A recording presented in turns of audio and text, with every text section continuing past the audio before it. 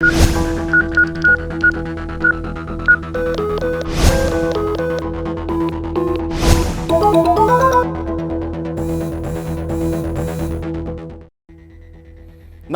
स्वागत है आपका एबीपी न्यूज में। आपके साथ मैं अखिलेश आनंद हूं। तो एग्जिट पोल आ चुके हैं और करीब 36 घंटे के बाद चुनाव के नतीजे आने भी शुरू हो जाएंगे।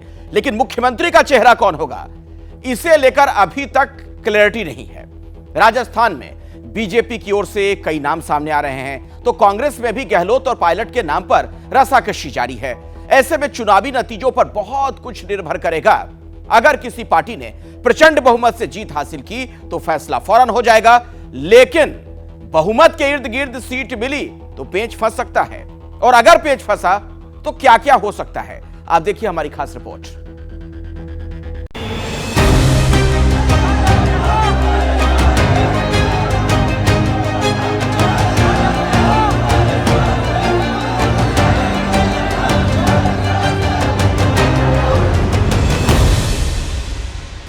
प्रतीक्षा कम होती जा रही है, उत्सुकता बढ़ती जा रही है, उलझनों की परतें मोटी होती जा रही हैं और ये हर खेमे में। क्योंकि एग्जिट पोल में पिक्चर क्लियर नहीं है, कहीं रिवाज कायम होता दिख रहा है, कहीं राज की वापसी है तो कहीं त्रिशंकु की संभावना दिखाई दे रही है। लेकिन सिर्फ एग्जिट पोल के नतीजों में कंफ्यूजन नहीं है, राजस्थान का नया सीएम कौन होगा, इस पर भी सस्पेंस है। 36 घंटे बाद सब साफ हो जाएगा, कांग्रेस या फिर बीजेपी। मगर ये अभी भी तय नहीं हो पा रहा कि अगर कांग्रेस की वापसी हुई तो फिर चेहरा कौन होगा। अगर रिवाज बरकरार रहा तो फिर नया मुख्यमंत्री कौन होगा? क्या महारानी की वापसी होगी या फिर नए चेहरे पर दांव लगेगा? राजस्थान में मुख्यमंत्री के लिए दोनों पार्टियों में कई चेहरे हैं। मसलन अशोक गहलोत, सचिन पायलट, वसुंधरा राजे, दिया कुमारी, बाबा बालकनाथ और गजेंद्र सिंह शेखावत। इन सब के बीच जवाब उस शख्स से सुनिए जो मुख्यमंत्री है। पिछले 25 बरस से राजस्थान कांग्रेस की धुरी है, जो रिवाज बदलकर राज बरकरार रखने के लिए बेकरार है। पांचों राज्यों में बीजेपी कहीं जीत नहीं रही है, सरकार कांग्रेस की बन रही है राजस्थान के अंदर। मेरा हंच कहता है कि इस बार कांग्रेस सरकार पब्लिक बनाएगी। मुख्यमंत्री के बारे में सबकी एक ही राय है, कांग्रेस पार्टी, अशोक गहलोत। जबरदस्त सियासी जंग के बीच आस है, विश्वास है और ऐसा इसलिए भी है कि 3 दशक में पहली बार एग्जिट पोल में दावा किया गया है कि मरुधरा में सियासी जादूगर का जादू चल गया है। अगर कांग्रेस जीतती है तो इसका श्रेय अशोक गहलोत की सरकारी योजनाओं को जाएगा। विधानसभा चुनाव में अशोक गहलोत ने 100 से ज्यादा रैलियां की। राजस्थान कांग्रेस पर अशोक गहलोत की मजबूत पकड़ है। एक्सिस माई इंडिया के सर्वे में भी दावा किया गया है कि अशोक गहलोत को 36% लोग बतौर मुख्यमंत्री पसंद हैं। सामने 24 की लड़ाई है। 25 लोकसभा सीटों वाले राजस्थान में कांग्रेस लेश मात्र भी रिस्क नहीं लेना चाहती कि ये गलती स्वयं कांग्रेस को जो है शायद अब सता रही होगी कि जो गलती जो की है उन्होंने, वो ये है कि अशोक गहलोत के अलावा क्षेत्रवार अगर वो नेतृत्व किसी और को देते, जो राज्य का नेतृत्व आप समझिए अशोक गहलोत, लेकिन क्षेत्रवार अगर नेतृत्व समझिए आप बीकानेर संभाग का कल्ला जी को देते या किसी और को देते, इस तरह से मेवाड़ का सीपी जोशी को देते।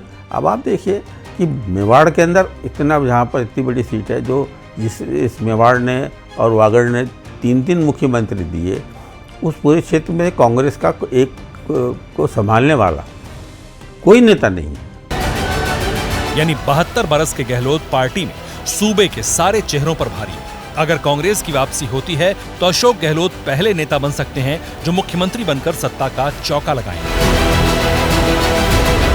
तो कांग्रेस की तरफ से अशोक गहलोत दोबारा मुख्यमंत्री हो सकते हैं। लेकिन बीजेपी की सरकार बनी तो कौन होगा मुख्यमंत्री? पूर्व सीएम वसुंधरा राजे या दिया कुमारी या फिर बाबा बालकनाथ या केंद्रीय मंत्री गजेंद्र सिंह को बीजेपी नया सीएम बनाएगी?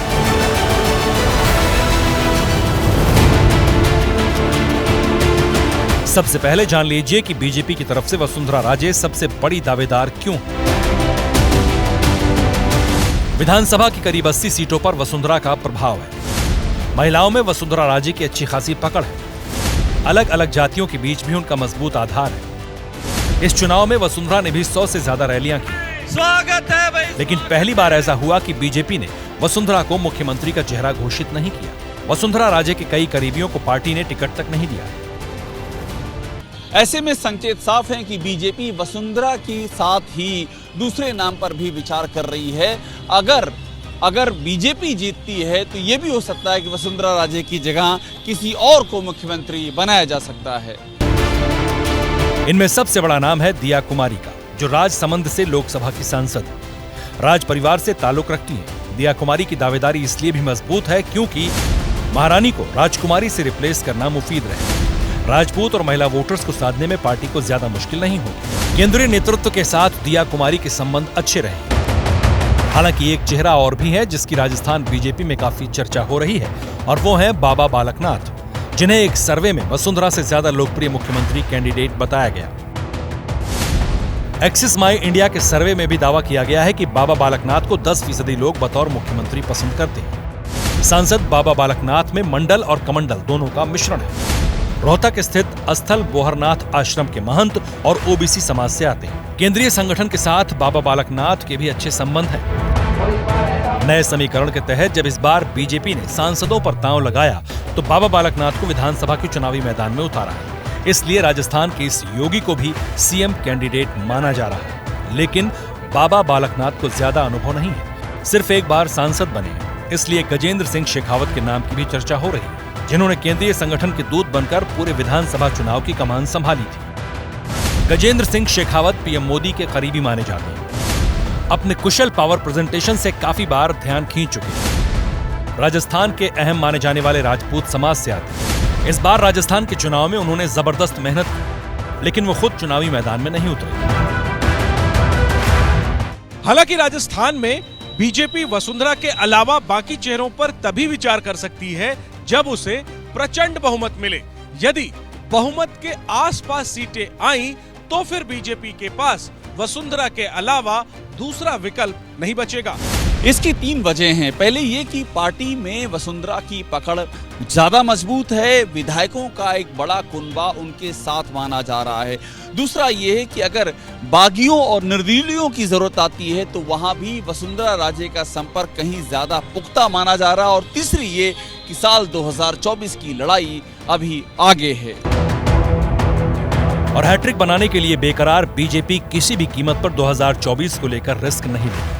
ऐसे में एग्जिट पोल के मुताबिक अगर बीजेपी को सत्ता मिली तो वसुंधरा का चेहरा ही अहम हो सकता है। केंद्रीय नेतृत्व के अंदर उनके दिमाग में क्या है, ये बात अभी तक सामने नहीं आई।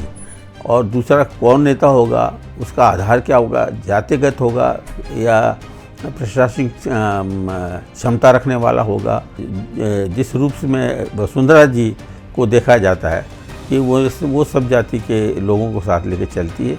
और सबसे बड़ी बात है कि महिलाओं के अंदर जो वसुंधरा जी की लोकप्रियता है वो आज भी कम नहीं। हालांकि ये सब एग्जिट पोल के मुताबिक है। 3 दिसंबर को जब गिनती होगी उसमें एग्जैक्ट किसको कितनी सीटें मिलती हैं, उसके बाद ही सब कुछ तय होगा। तो देखिए, नतीजों से पहले हलचल भी बढ़ गई है। बड़ी खबर राजस्थान से आ रही है। वसुंधरा राजे ने आज 2 बड़ी मुलाकातें की। पहले तो वसुंधरा राज्यपाल कलराज मिश्र से मिली हैं, और फिर खबर यह कि संघ के लोगों से भी उनकी मुलाकातों का सिलसिला जारी है। वसुंधरा नतीजों से पहले पूरी तरीके से एक्टिव नजर आ रही हैं। सूत्रों के हवाले से एक बड़ी जानकारी हमें यह मिल रही है कि उन्हें आला कमान की ओर से कुछ जरूरी निर्देश दिए गए हैं, और खासतौर पर निर्दलीय और दूसरी छोटी पार्टियों के विधायकों से संपर्क का उनका सिलसिला लगातार जारी है। हमारे साथ अभिषेक उपाध्याय हमारे सहयोगी जुड़ रहे हैं फोन लाइन पर। इसी खबर पर और ज्यादा जानकारी आप तक को पहुंचाएंगे। अभिषेक, इन मुलाकातों का संकेत क्या माना जाए? देखिए, बहुत ही महत्वपूर्ण संकेत हैं। पहली बात तो ये है कि वो पूरी तरह से एक्टिव रोल में है। जो ये बात कही जा रही थी कि वो अब वो उतना एक्टिव रोल में नहीं है और कुछ नया चेहरा सामने आ सकता है, कुछ सरप्राइज आ सकता है, ऐसी संभावना नहीं दिख रही है। दो उन्होंने महत्वपूर्ण मुलाकातें की हैं। राजस्थान के राज्यपाल कलराज मिश्रा से मिली हैं, भारतीय भवन गई, संघ कार्यालय, वहां संघ के जो प्रचारक हैं उनसे उनकी मुलाकात हुई है और ये दो ही मुलाकातें बताती हैं कि इनकी एक दिशा है।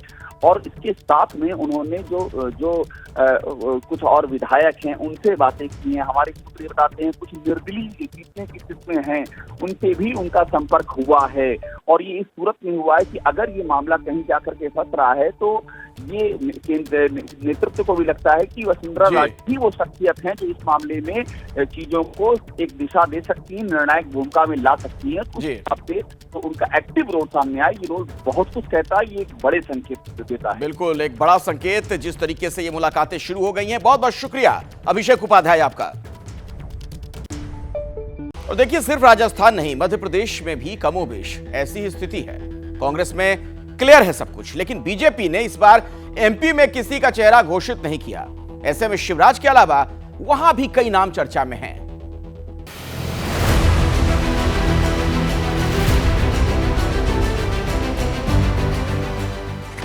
कमलनाथ, शिवराज सिंह चौहान, नरेंद्र सिंह तोमर, प्रहलाद पटेल, ज्योतिरादित्य सिंधिया, नरोत्तम मिश्रा, ये वे तमाम नाम हैं जिनके बारे में मध्य प्रदेश के सियासी आसमान में चमकने का अनुमान है।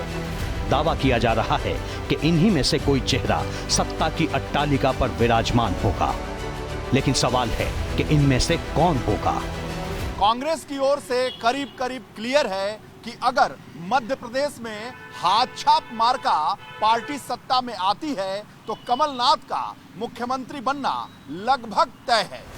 77 साल के कमलनाथ को कमान सौंपे जाने का अनुमान इसलिए भी ज्यादा है क्योंकि मौजूदा स्थिति में वो सूबे में पार्टी के सबसे मजबूत नेता हैं। प्रदेश अध्यक्ष होने के नाते जीत का श्रेय मिलेगा। संगठन पर कमलनाथ की मजबूत पकड़ है। लंबे सियासी करियर वाले कमलनाथ 2018 में सीएम भी बने थे। केंद्र से राज्य तक की सरकार और संगठन का उन्हें अनुभव है। एमपी कांग्रेस में उनके कद का और उन्हें टक्कर देने वाला इस वक्त कोई नहीं। यही वजह है कि इस बार मध्य प्रदेश में अगर कांग्रेस जीतती है तो कमलनाथ के हाथ में सूबे की कमान हो सकती है।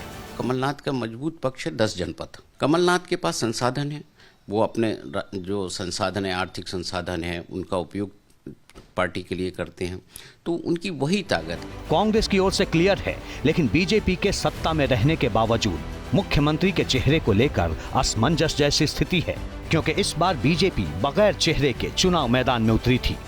तो सवाल है कि कमलनाथ के मुकाबले क्या फिर शिवराज सिंह चौहान होंगे या फिर नरेंद्र तोमर को मुख्यमंत्री बनाया जाएगा, या ज्योतिरादित्य सिंधिया, प्रहलाद पटेल या नरोत्तम मिश्रा सीएम चेहरा होंगे। ये सवाल तब उठ रहे हैं जबकि शिवराज सिंह चौहान सूबे के मुख्यमंत्री हैं। मध्य प्रदेश में कोई कांटे की टक्कर नहीं है। भारतीय जनता पार्टी भारी बहुमत से जीतेगी।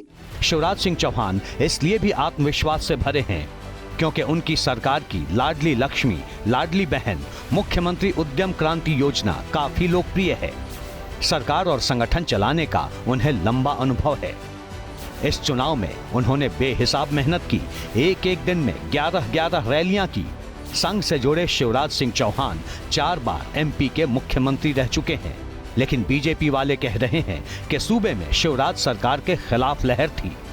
नरेंद्र मोदी जी के नेतृत्व में चुनाव हुए। अगर एंटी इनकमेंसी रही है शिवराज जी के प्रति, तो अब स्पष्ट तौर से ये हो गया कि अब नेता कौन बनेगा ये पार्टी को तय करना है। और इसलिए जनता को हमने ये मैसेज देने का प्रयास किया कि अब मोदी जी हमारे नेता हैं। तो आगे का सवाल है कि क्या केंद्रीय नेतृत्व आने वाले लहर को ध्वस्त करने के लिए नए चेहरे पर दांव लगाएगी, और अगर ऐसा हुआ तो इसमें एक अहम नाम है नरेंद्र तोमर का। नरेंद्र तोमर केंद्रीय मंत्री हैं, बावजूद इसके उन्हें विधायकी का चुनाव लड़ने के लिए मध्य प्रदेश में भेजा गया है। तोमर राजपूत समाज से आते हैं और प्रधानमंत्री के करीबी भी हैं। ऐसे में परिवर्तन के तौर पर वो नया चेहरा हो सकते हैं। हालांकि जिस चंबल रीजन से तोमर आते हैं, वहीं से ज्योतिरादित्य सिंधिया भी आते हैं, और सिंधिया भी केंद्रीय मंत्री हैं, पार्टी के युवा चेहरा हैं। 2018 में उन्होंने कांग्रेस को 34 में से 26 सीटें दिलाई थी। कांग्रेस को तोड़कर वो बीजेपी में आए। लेकिन इस बार का एग्जिट पोल बता रहा है कि सिंधिया के गढ़ में ही बीजेपी हार रही है। चंबल की 34 सीटों में से बीजेपी को सिर्फ 4 से 8 सीटें मिलती दिख रही हैं।